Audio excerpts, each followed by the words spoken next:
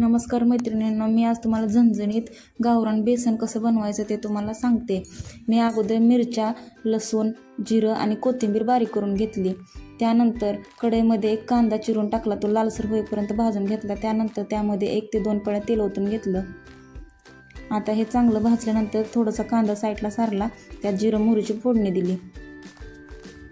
जिरं मोहरीची फोडणी देऊन घेतल्यानंतर थोडासा कढीपत्ता टाकून घ्यायचा। आता हे सगळं व्यवस्थित हलवून घ्यायचं।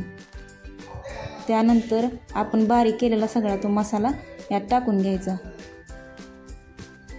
आता हे व्यवस्थित हलवून घ्यायचं आणि मिरची चांगली भाजून घ्यायची।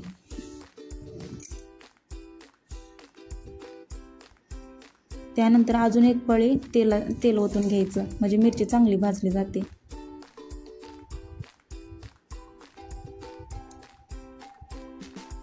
आता त्यातच थोडंसं बारीक केलेलं खोबरं टाकून घ्यायचं आणि थोडीशी 1 चम्मच हळद टाकून घ्यायची।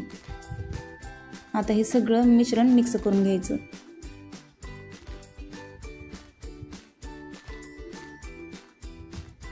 त्यानंतर चांगलं मसाला भाजल्यानंतर त्यात पाणी ओतून घेऊया। मसाला भाजलाय का अगोदर बघून घेऊया। बघा, छान भाजला गेला आणि वास पण छान येतोय मसाल्याचा। आता यात पाणी ओतून घेऊया।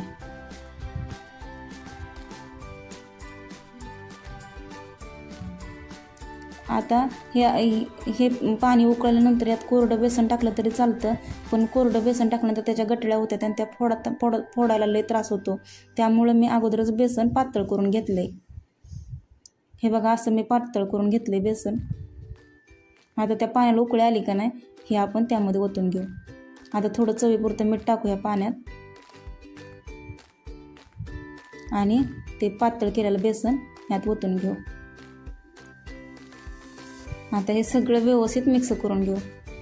सगळं हलवून घ्यायचं आणि 5 ते 7 मिनटं कमी गॅसवर चांगलं बेसन शिजू द्यायचं।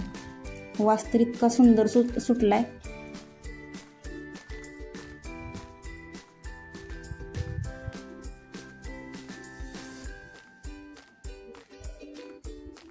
हे बघा, असं बेसन तयार झाल्यानंतर त्यावरती अजून कोथिंबीर टाकून घ्यायची।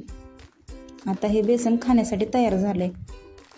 आता हे बेसन आणि ज्वारीची किंवा बाजरीची भाकरी, कांदा, ककडी, टोमॅटो सोबत खाऊन घ्या। खायला खूप छान लागतं।